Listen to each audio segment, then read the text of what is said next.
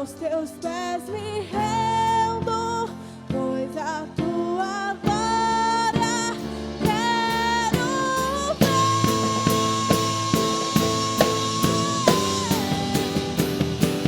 Tudo que eu mais quero é te ver, me envolva com tua glória e poder.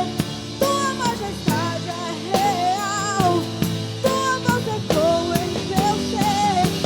Tudo que eu mais quero é te ver, me envolva com tua glória e poder.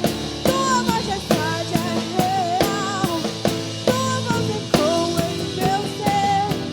Tudo que eu mais quero é te ver, me envolva com teu poder.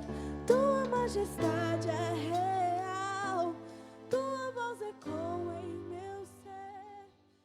Amém, glória a Deus, igreja, a paz do Senhor. Eu gostaria que neste momento você desligasse tudo que você está fazendo. Eu gostaria que você colocasse o seu filho aí do seu lado, o seu cachorro no quarto, liga a sua televisão, deixa somente a televisão ligada. Pegue a sua Bíblia, pegue o seu bloco de anotações, e eu gostaria, em nome de Jesus, que você de fato participasse do culto como se realmente nós estivéssemos reunidos, porque na verdade, na realidade, nós estamos reunidos em um só Espírito. Amém? E o Espírito Santo nos guiou hoje para falarmos sobre o tema guiados pelo Espírito Santo. Nós somos uma igreja que pregamos a graça, somos uma igreja que vivemos a graça, a nova aliança do sangue de Jesus. Porém, sempre quando o evangelho da graça é pregado, surge aquela questão: mas e aí? Nós não temos lei? Nós somos guiados e fazemos o que bem nós queremos, o que der na nossa telha a gente pode fazer? E essa é uma dúvida que desde a igreja primitiva a igreja vem sofrendo. O apóstolo Paulo, ele pregava a graça, a nova aliança tão veementemente, tão fervorosamente, que a igreja de Roma começou: bom, se é tão graça assim, então vamos pecar para que a graça aumente.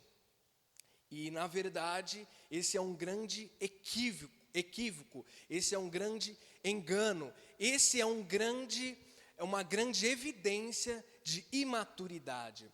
Sabe, a graça, talvez você ache que o assunto graça é um assunto muito primordial, porém a Bíblia fala que quando estávamos debaixo da lei, nós éramos filhos menores de idade, imaturos. Nós éramos filhos e não tínhamos acesso à herança de Deus. E a Bíblia fala que quando chegou a plenitude dos tempos, quando Cristo veio, morreu e inaugurou a nova aliança da graça, a Bíblia fala que nós nos tornamos filhos maduros. Então, quando a graça é pregada, uma coisa acontece. De fato, o Espírito Santo nos guia para a maturidade. Sabe por quê? Porque quando não é pregado a graça, quando é pregado apenas o legalismo, é como se Deus não confiasse em você, como se Ele te tratasse como menor de idade. E sabemos nós que um filho sendo menor de idade, a gente só vai colocar regras para ele, e mesmo que a gente tenha um carro, a gente nunca vai confiar o carro na mão desse filho imaturo, menor de idade. Não é verdade? A não ser que a gente seja um próprio imaturo. Porém, quando chega essa graça, quando chega essa nova aliança, uma coisa acontece. O Espírito Santo nos guia veementemente, fervorosamente para a maturidade. E sabe, realmente, quando é pregado a graça de Deus, surge dentro de nós: bom, e se eu fizer isso? Talvez se eu pecar hoje, amanhã Deus me perdoe. Quem nunca pensou isso? Bom, eu vou sair hoje, depois eu peço perdão, está tudo ok. Sabe o que é isso? É o Espírito Santo nos guiando para a maturidade. A igreja de Corinto era uma igreja imatura. E ela falava, tudo é permitido, tudo eu posso, tudo me é permitido, eu faço o que eu quero. E o apóstolo Paulo, na visão madura, aquele que entendeu genuinamente a graça de Deus, ele fala assim, tudo é permitido, mas nem tudo me convém. Tudo sim me é permitido, mas eu não deixarei que nada me domine. Então nós precisamos deixar o Espírito Santo nos guiar para a maturidade. E mais uma coisa, nós que estamos na nova aliança da graça, Jesus, ele disse, um novo mandamento eu vos dou. A Bíblia fala que em Hebreus, quando há mudança de sacerdócio, há mudança de lei. Então, em Cristo Jesus, nós não estamos sem lei e sem qualquer tipo de lei. Pelo contrário, nós estamos debaixo da lei de Cristo, não mais na lei mosaica, mas estamos debaixo da lei de Cristo. E qual mandamento Jesus nos deu? Lá em João ele diz, um novo mandamento vos dou, que vocês amem uns aos outros, como eu vos amei. Isso é demais, porque Jesus, ele é o exemplo. Jesus, ele nos habilita a viver uma vida de acordo com a qual ele viveu. Eu gostaria que você abrisse a sua Bíblia em Romanos. Abre aí quem está aí também, Romanos capítulo 7. Versículo 1. Paulo, ele vai dar uma ilustração, vai fazer uma ilustração para ilustrar a lei e a nova aliança da graça. Ele vai fazer uma ilustração do casamento. Ele diz, meus irmãos, falo a vocês como a pessoas que conhecem a lei. Acaso vocês não sabem que a lei tem autoridade sobre alguém apenas quando vive? Por exemplo, pela lei, a mulher casada está ligada a seu marido enquanto ele estiver vivo. Mas, se o marido morrer, ela estará livre da lei do casamento. Por isso, se ela se casar com outro homem enquanto seu marido ainda estiver vivo, será considerada adúltera. Mas, se o marido morrer, ela estará livre daquela lei, e mesmo que venha se casar com outro homem, não será adúltera. O exemplo, vou resumir aqui para vocês. Ele deu a ilustração da lei do casamento. Enquanto a mulher está casada com o seu marido, e o seu marido está vivo, e ela se relaciona com outro homem, ela será condenada pela lei. Mas se o seu marido morrer, e ela vier a se casar com outro homem, essa lei não poderá atingi-la, ela estará livre daquela lei. Mesmo se casar com outro homem, porque o seu marido morreu e aquela lei não tem mais domínio sobre ela. Amém? Estão entendendo? Versículo 4. Assim, meus irmãos, vocês também morreram para a lei. A lei de Deus não morreu, ela está viva. Porém, nós, a igreja, morremos para a lei. Então ela não tem mais domínio sobre nós. Nós morremos por meio do corpo de Cristo, para pertencerem a outro, aquele que ressuscitou dos mortos, a fim de que vocês venham dar frutos para Deus. Meu irmão, esta nova aliança da graça, somente por ela, nós somos capazes de darmos frutos para Deus. Somente por ela. Sabe por quê? Porque quando nós estávamos vivos para a lei tinha domínio sobre nós apenas para nos controlar. Nós éramos escravos da lei. A Bíblia fala que ela era o nosso tutor. Ela nos dominava. Então, nessa lei era impossível darmos frutos para Deus.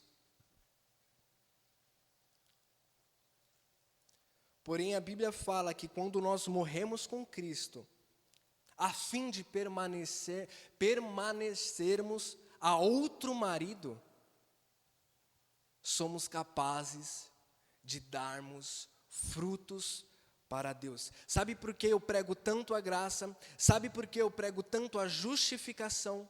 Porque é somente por ela que nós somos capazes de darmos frutos de justiça e de obras para Deus.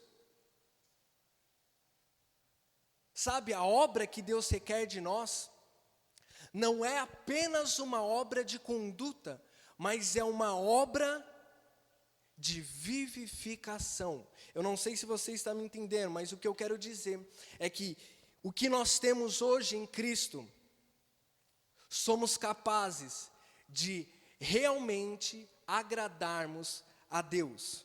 Versículo 5: pois quando éramos controlados pela carne, a lei tentava controlar o quê? A carne. Quando éramos controlados pela carne, as paixões pecaminosas, despertada pela lei, atuavam em nosso corpo, de forma que dávamos frutos para a morte. Sabe por que às vezes nós estamos escravizados pelo pecado? Sabe por que às vezes nós estamos escravizados na nossa mente? Porque não temos uma revelação plena de Jesus Cristo, que realmente morremos para nós mesmos. Nós vamos falar mais um pouco sobre isso. 6. Mas agora, morrendo para aquilo que antes nos prendia, fomos libertados da lei, para que sirvamos conforme o novo modo do Espírito, e não segundo a velha forma da lei escrita. Então nós vivemos hoje de uma nova forma. Não somos mais guiados pela pedra, não somos mais movidos e regidos pelas pedras, pela lei expressa em ordenanças, que na verdade aquilo nos matou. Aquilo despertou em nós todo o desejo pecaminoso. A Bíblia fala, Paulo fala, que quando a lei veio, ele morreu. Que quando ele leu, não adulterarás, não cobiçarás, despertou nele todo o desejo cobiçoso.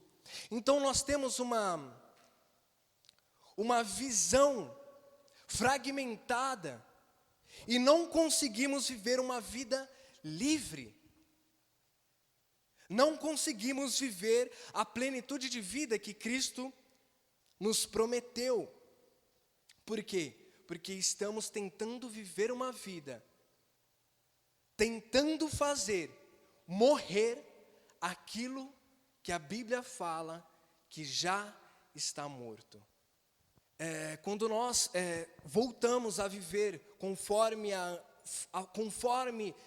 a forma antiga de viver, nós realmente vivemos escravizados, porque é impossível alguém dar fruto de santidade mediante as leis expressas em ordenança.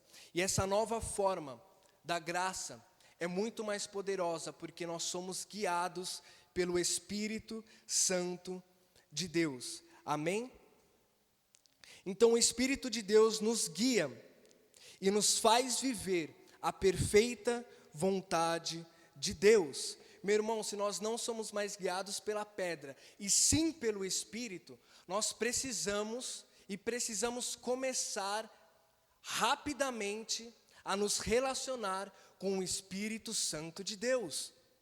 Sabe? Às vezes nós não conseguimos viver a plenitude, aquilo que Deus nos prometeu que iríamos viver, porque não estamos sendo guiados pelo Espírito Santo.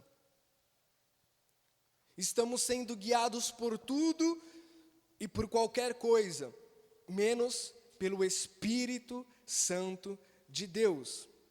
E a primeira coisa, por meio dele, vencemos os atos pecaminosos do corpo. Se você está preso em algum pecado, se você talvez está preso em algum vício, se você está preso em algum pecado sexual, meu irmão, só o Espírito Santo tem poder para te libertar de você mesmo. Abra sua Bíblia em Romanos capítulo 8, vamos ficar aqui um pouco em Romanos capítulo 8. Romanos capítulo 8, versículo 13, diz: pois, se vocês viverem de acordo com a carne, morrerão. Está vendo?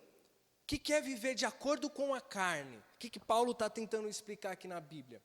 Ele está falando que quando nós tentamos viver sendo controlados pela lei, nós estamos vivendo segundo a carne.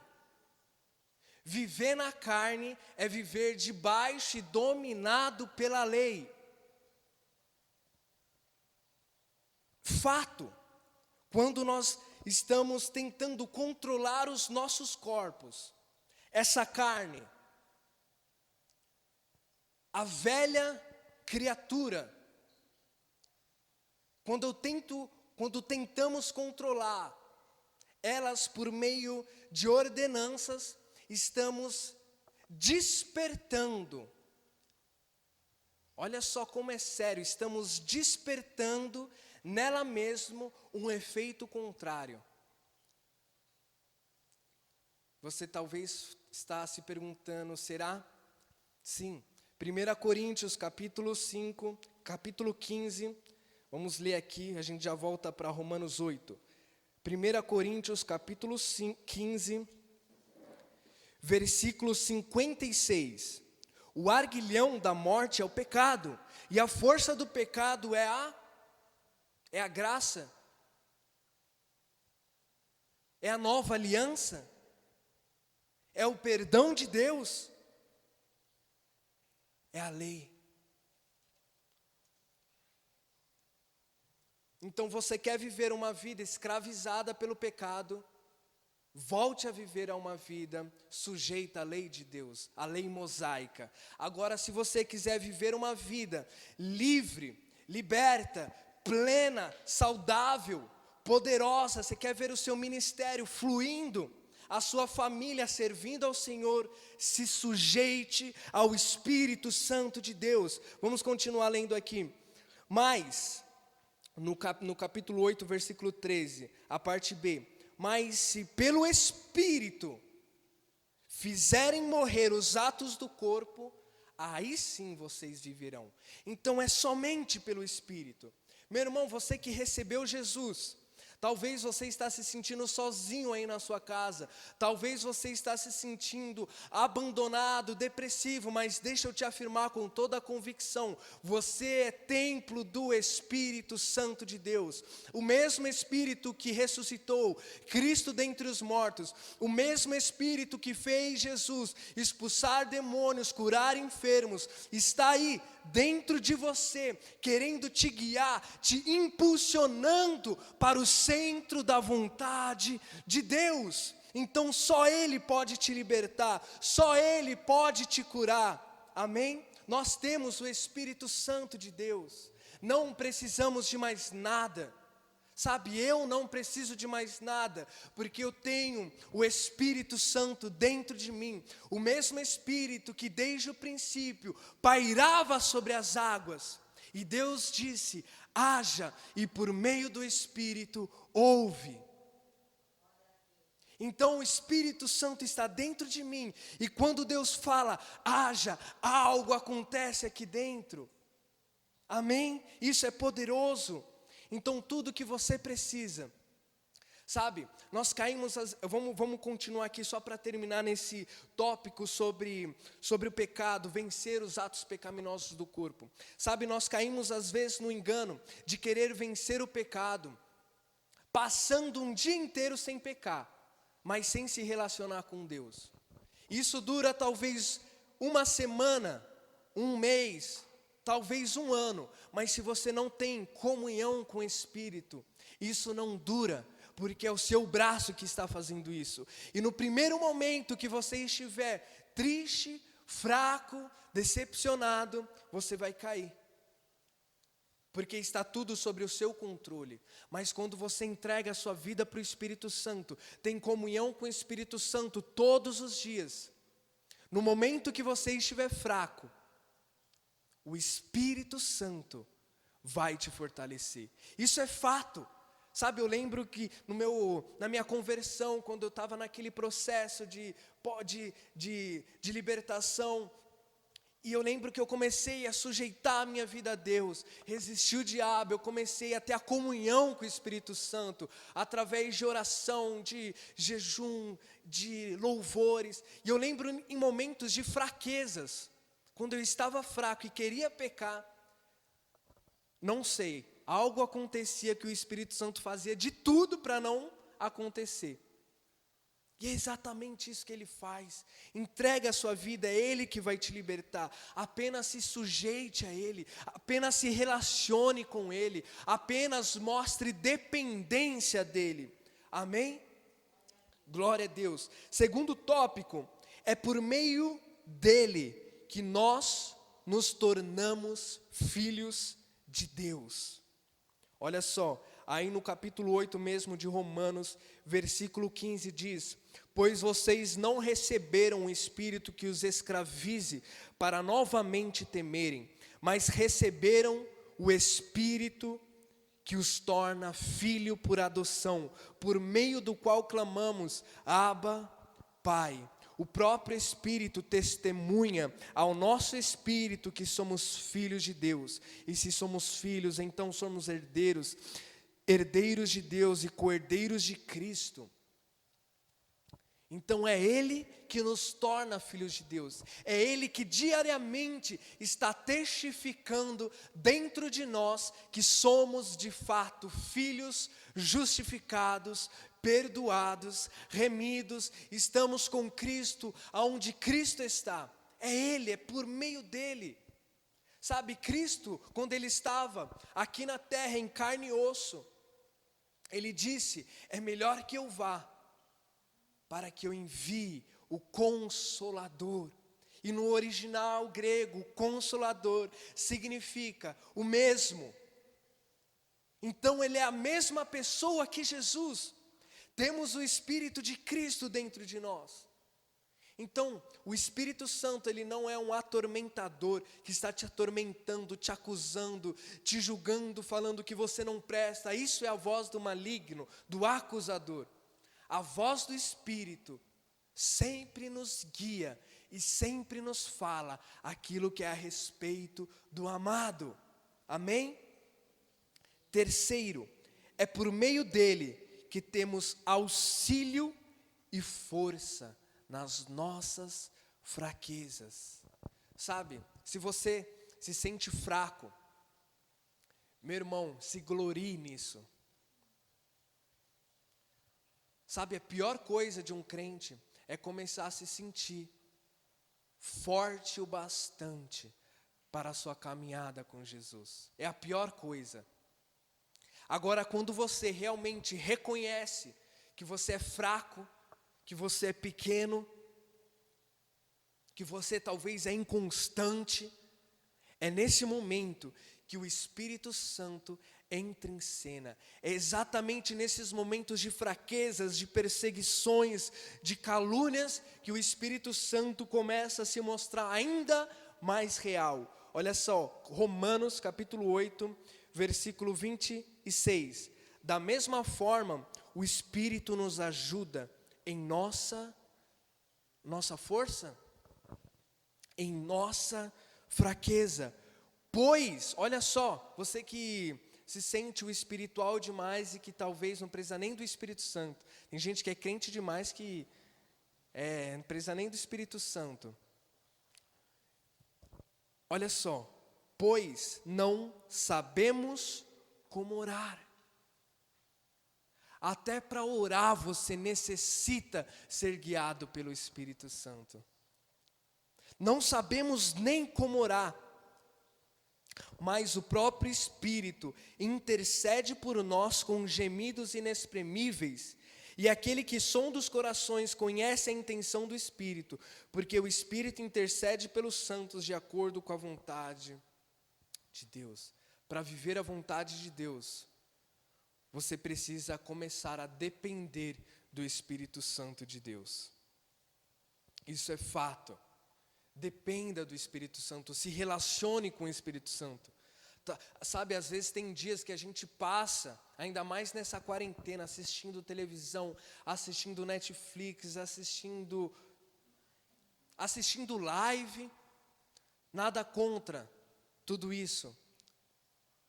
Porém, às vezes passamos dias sem um relacionamento genuíno com o Espírito Santo. Sabe por quê?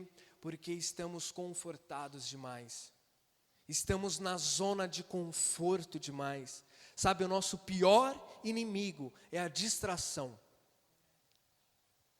A distração, meu irmão, é pior do que a perseguição. Na verdade, a perseguição, eu acho que eu não posso nem denominá-la como inimigo, porque a perseguição vai te impulsionar a um relacionamento com o Espírito Santo. Então eu oro neste momento pela igreja e por essa igreja aqui, que sofra um pouco, que o Espírito Santo nos tire da zona de conforto. Isso é loucura, né? Mas Paulo, ele fala que graças às perseguições dele, a igreja de Filipenses despertou. Falou, meu Deus, Paulo está sofrendo, então vamos despertar aqui, vamos orar, vamos jejuar, vamos ler a Bíblia, vamos buscar, vamos evangelizar. E às vezes está tudo bem, está tudo tranquilo e a gente, está tudo ótimo. Só um cultinho tá bom demais. Meu irmão, vamos sair da zona de conforto. Amém? Então Moisés, para que serviu a lei de Deus se não estamos mais sujeitos a ela? Primeiro, serviu para justificar Cristo. Cristo, ele disse, eu não vim abolir a lei, mas vim para cumpri-la. Então a lei dizia a respeito de Jesus. Então para você que tem dúvida a respeito disso, bastante gente vem me perguntar. Então a lei serviu para justificar Cristo. Deus deu a lei já sabendo que nenhum homem seria capaz de cumpri-la. Nem Moisés, o intermediador da lei. Por que Moisés não entrou na terra prometida? Porque desobedeceu a palavra de Deus. Então a lei, ela foi dada apenas para Jesus cumpri-la. Então Jesus, ele disse, eu não vim abolir, mas cumpri-la. Então ela serviu para justificar Cristo. Segundo, ressaltar o meu e o seu pecado. A Bíblia fala que a lei foi introduzida para que o pecado fosse ressaltado. Então, segundo, para ressaltar o pecado. Terceiro, a lei foi dada para nos guiar até Cristo. Gálatas diz que a lei foi o nosso tutor até Cristo. E Romanos 10 fala que o fim da lei é Cristo. Porque foi Ele que cumpriu inteiramente, sem quebrar nenhuma vírgula. E quarto, mostrar a incapacidade do homem. Tiago capítulo 2 diz que aquele homem que obedece toda a lei, mas tropeça em um só ponto, tornou desobediente, quebrou ela por inteiro. Então ela também mostra a incapacidade do homem. E isso é bom demais. Porque, sabe porque às vezes nós não temos uma paixão pela graça de Deus? Porque não conhecemos a lei. Sabe, Paulo, ele falava o quê? Ele fala que diante da lei ele era irrepreensível. Ele era perseguidor da igreja, quanto à lei irrepreensível da tribo de Benjamim. Então ele obedecia aquela lei. Ele sabia o que era aquilo. Agora quando eu imagino que, já que ninguém conseguiu cumprir ela inteira, então quanto mais fervor a pessoa tinha pela lei, mais ela se tornava incapaz e insuficiente de cumprir. Então quando surge a nova aliança da graça, meu irmão, é o Havaí dos judeus. E sabe por que às vezes nós não damos valor para esse evangelho? Porque não sabemos o que os homens, os antepassados, Abraão, Moisés, Elias vivia. E os olhos deles desejavam contemplar o que nós estamos ouvindo hoje. Então Jesus, o primeiro milagre de Jesus é uma ilustração dessas duas alianças.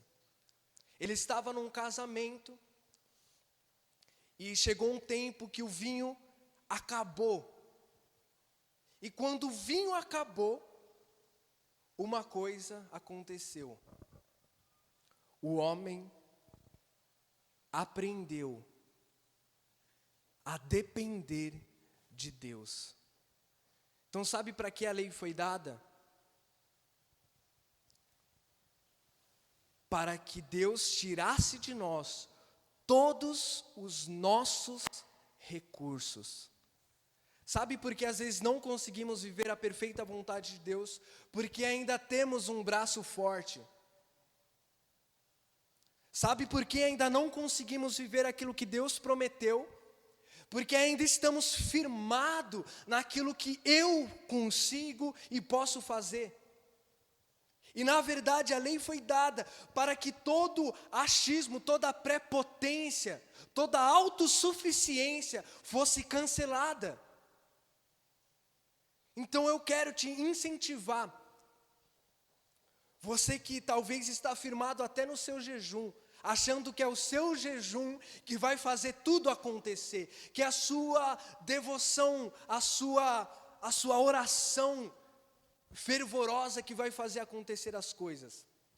Meu irmão, se você está firmado nisso, eu quero te informar que nada vai acontecer.